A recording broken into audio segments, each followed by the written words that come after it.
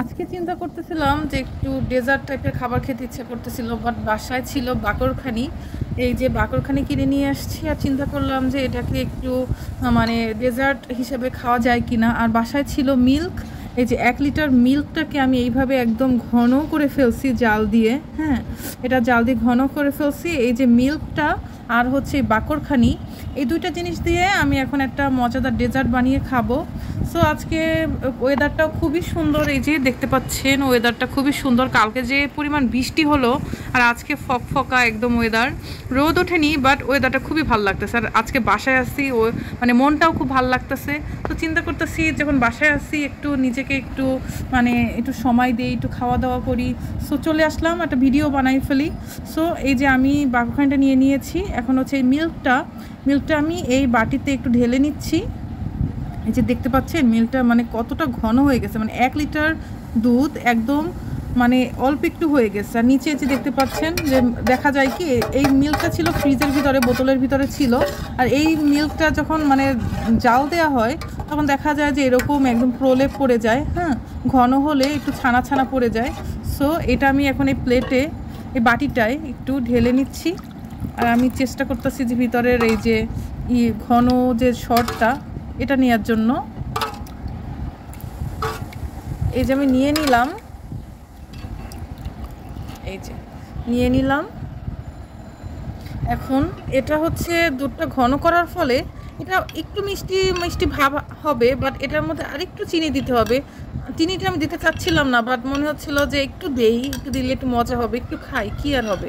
So একটু test করে দেখি যে এটা চিনিটা কীরকম, মানে এটার মানে মিল্কটা অনেকটা ঘন করার ফলে তো একটু হালকা মিষ্টি মিষ্টি লাগে। দেখি এটা কেমন। একটু মিষ্টি মিষ্টি লাগতেছে হালকা। আমি এটার ভিতরে 1-1.5 চামচের মতো চিনি দিব।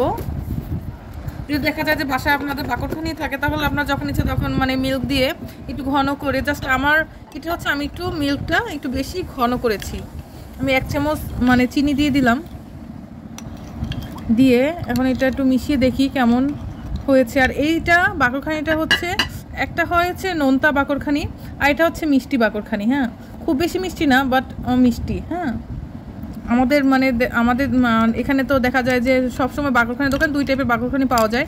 একটা একদমই নোনতা থাকে, জাস্ট একটু লবণ দেওয়া থাকে, আর একটা একটু মিষ্টি থাকে। আমি মিষ্টিটা নিয়ে আসছিলাম। বিসমিল্লাহ। একটু মিষ্টি হয়েছে আর খেতে খুব মজা লাগতেছে। আরেকটু আমি চিনি দিয়ে দিচ্ছি, খাবো যখন একটু মজা করেই খাই। বেশি কিছু লাগতেছে না, জাস্ট বাকরখানি আর ঘন দুধ। এখন হচ্ছে বাকরখানিটা আমি এর ভিতরে দিয়ে দিলাম।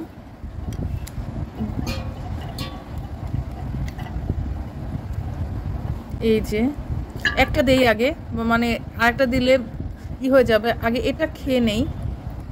একদম ক্রাঞ্চি, মানে মিল্কে দেওয়ার পরে এটা একটু ভাঙার মানে একটু কষ্ট হচ্ছে। এই যে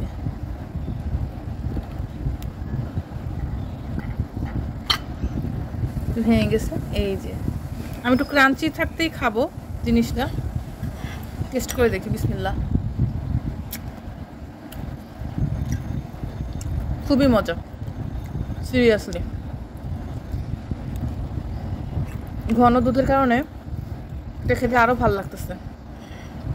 বিসমিল্লাহ। অসাধারণ। আপনারাও চাইলে এভাবে ফুটহাট খেতে পারেন।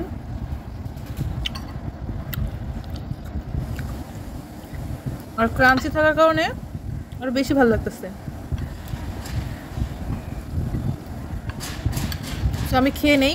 আজকের ভিডিওটা এই পর্যন্তই।